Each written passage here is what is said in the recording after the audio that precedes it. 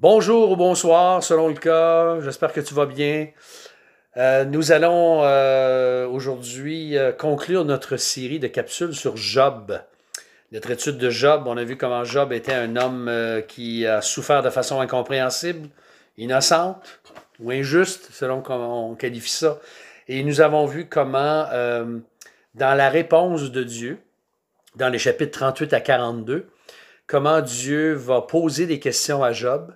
Et je vous expliquais lors de la dernière capsule que cette réponse est remplie de surprises.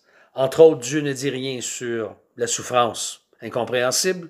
Il choisit de répondre par toute une série de questions, une soixantaine, et il lui dit, bon, ben, je vais te poser des questions et je t'interroge. Et dans ces questions-là, justement, on peut les résumer en trois sortes de questions. Des questions d'abord de compétences, de connaissances et de puissance ou de pouvoir. D'abord, des questions de compétences. Plusieurs fois, Dieu va mettre en évidence l'incompétence de Job versus sa compétence à lui qui est infinie. Dieu veut lui montrer à qui il a affaire de par toutes les questions qu'il a posées. Et chaque fois que Dieu lui demande s'il a fait ceci, s'il était capable de faire ceci ou faire cela, qui a le pouvoir de créer, qui a le pouvoir de déterminer la vie, la marche de tout l'univers, qu'il s'agisse du jour et de la nuit, de la lumière, de la neige, de la pluie, du vent, de tous les animaux que Dieu a créés, bien, il devient très manifeste que Job, exactement comme nous, lorsqu'on souffre, eh bien que Job était incompétent pour faire toutes ces choses-là. Donc, ça met en contraste son incompétence par rapport à la grande compétence infinie d'un Dieu tout-puissant, son Créateur, qui était l'éternel Dieu. Ensuite, Dieu lui pose des questions de connaissance. Sais-tu, ça revient plusieurs fois dans Job 38 à 41, qui mettent en évidence, encore une fois, d'une autre façon, le savoir très limité que Job possédait comparé à celui de Dieu. Alors, dans ses discours, Job avait parlé de la souffrance, mais avec quelle connaissance?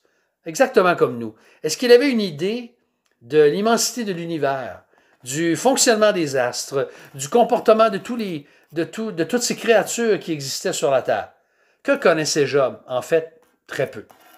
Et de la même façon, des questions de puissance.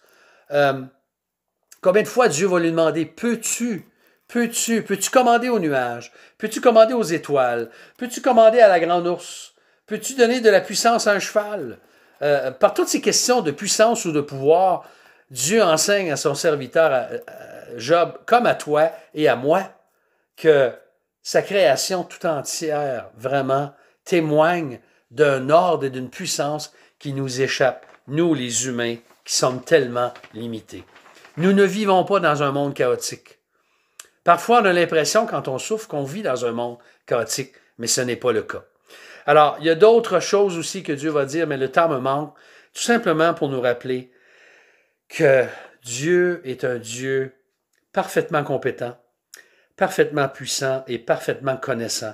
Et lorsque je souffre de façon incompréhensible, je peux faire confiance à un Dieu qui n'est pas limité dans un chaos, au contraire, mais qui est bien assis sur son trône et qui contrôle toutes choses.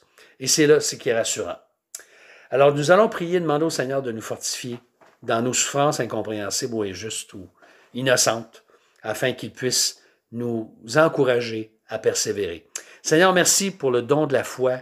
Merci pour Jésus-Christ qui est mort à la croix, lui, juste pour des injustes, et qui nous aide à supporter nos souffrances incompréhensibles. Seigneur, je te prie pour tous ceux qui souffrent en ce moment. Toutes les souffrances que la pandémie peut apporter, l'isolement, l'inquiétude, la crainte, le confinement, l'incertitude, Seigneur, la solitude, nous te demandons de nous fortifier, de nous garder. Seigneur, on se confie en toi, au nom précieux du Seigneur Jésus. Amen. La semaine prochaine, je vais apporter des capsules qui vont nous préparer au temps de Noël. Alors, bonne fin de journée. À très bientôt.